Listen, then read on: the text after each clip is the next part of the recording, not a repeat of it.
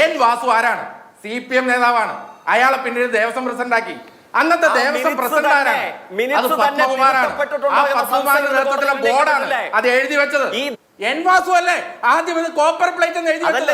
കോടതി വിധിയുടെ മൂന്നാമത്തെ പാരഗ്രാഫിൽ അത് കൃത്യമായി എഴുതി വെച്ചിട്ടുണ്ടല്ലോ. അവരാരാ? ആദ്യത്തെ ഗൂഢാലോചന നടന്നത് അത് ഗോൾഡ് ക്ലാഡഡ് പ്ലേറ്റ് എന്നതിന് പകരം കോപ്പർ പ്ലേറ്റ് എന്ന് എഴുതി കൊടുത്തതാണ്. ആരാണ് അത് എഴുതി കൊടുത്തത്? 6/3/2019 കത്തിൽ ദേവസ്വം കമ്മീഷണറാണ് എഴുതി കൊടുത്തത്. ദേവസ്വം കമ്മീഷണർ ആയിരുന്നത് എൻ വാസുവാണ്. ആ എൻ വാസുവിന്റെ കത്തിനെ സപ്പോർട്ട് ചെയ്ത് എഴുതിയത് അന്നത്തെ ദേവസ്വം ബോർഡാണ്.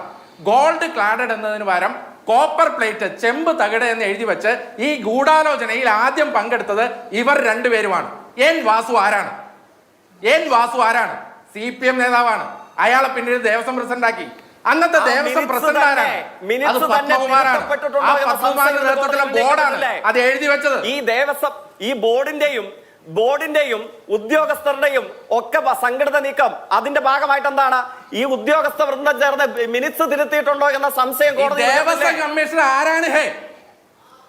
ദേവസ്വം കമ്മീഷണർ ആരാണ്? ദേവസ്വം കമ്മീഷണർ ലെറ്റർ എൻ വാസുവിന്റെ ലെറ്ററിലാണ് ആദ്യം ചെമ്പ് തകിടെന്ന് എഴുതിയത്. എൻ വാസു എന്നത് CPM നേതാവാണ്. നിങ്ങൾ CPM-ന്റെ നേതാവായി ദേവസ്വം പ്രസിഡന്റ് ആക്കിയ ആളാണ്.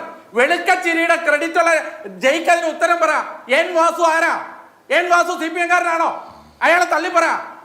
എൻ വാസു അല്ലേ ആദ്യം ഇത് കോപ്പർ പ്ലേറ്റ് എന്ന് എഴുതി കോടതി വിധിയുടെ മൂന്നാമത്തെ പാരഗ്രാഫിൽ അത് കൃത്യമായി എഴുതി വെച്ചിട്ടുണ്ടല്ലോ. കോടതി പറഞ്ഞല്ലോ. അവരാരാ? അന്നൊന്ന് പറ. അടിത്തറ അതാണ്. ഈ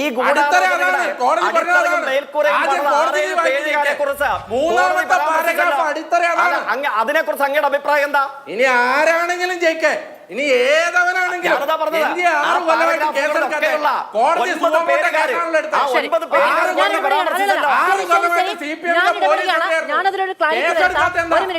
ദേവസ്വം എക്സിക്യൂട്ടീവ് ഓഫീസർ ദേവസ്വം കമ്മീഷണർക്കാണ് ഈ കത്ത് അയക്കുന്നത്. അതിൽ ഗോൾഡ് ക്ലാഡഡ് എന്ന് തന്നെയാണുള്ളത്. ദേവസ്വം കമ്മീഷണറാണ് പിന്നീട് ദേവസ്വം ബോർഡിന് ഈ കത്ത് കൊടുക്കുന്നത്. അപ്പോൾ അത് ഫോർവേഡ് ചെയ്ത് കൊടുക്കുകയല്ല. ഇന്നിപ്പോ എൻ വാസുവിനോട് സംസാരിച്ചപ്പോൾ അദ്ദേഹത്തിന് ഇന്ന് സംസാരിക്കാൻ കഴിയില്ല, കോടതി വിധി വായിച്ചിട്ടില്ല തുടങ്ങിയ കാര്യങ്ങളാണ് അദ്ദേഹം പറയുന്നത്. പക്ഷേ അദ്ദേഹം ഫോർവേഡ് ചെയ്ത് കൊടുക്കുകയാണ് എന്നാണ് പറഞ്ഞത്. ഫോർവേഡ് ചെയ്ത് കൊടുത്ത ഒരു കാര്യത്തിൽ ക്ലാഡഡ് എന്നുള്ളത് കോപ്പർ എന്നാവില്ല. അപ്പൊ അവിടെ നിന്നൊരു മാറ്റം സംഭവിച്ചു എന്ന് തന്നെയാണ് സാമാന്യ ബുദ്ധി നമുക്ക് മനസ്സിലാക്കേണ്ടത്. ഈ മാറ്റിക്കൊടുത്ത കത്തിലാണ് ഈ 9 പേർ ഒപ്പുവെച്ചത്. ഈ 9 പേർക്കും ആ ഒപ്പുവെച്ചതിൽ ഉത്തരവാദിത്തമുണ്ട്. അവിടെ വായിച്ചിട്ടാണെങ്കിലും വായിച്ചിട്ടല്ലെങ്കിലും വായിക്കാൻ ഉത്തരവാദിത്തപ്പെട്ടവരാണ്. പക്ഷെ ആദ്യത്തെ തിരുത്തുണ്ടായത് ദേവസ്വം കമ്മീഷണറുടെ ഭാഗത്തു നിന്നാണ് എന്ന് ഇന്ന് ഈ കോടതി വിധി വായിച്ചാൽ മനസ്സിലാകുന്ന ഒന്നാണ്.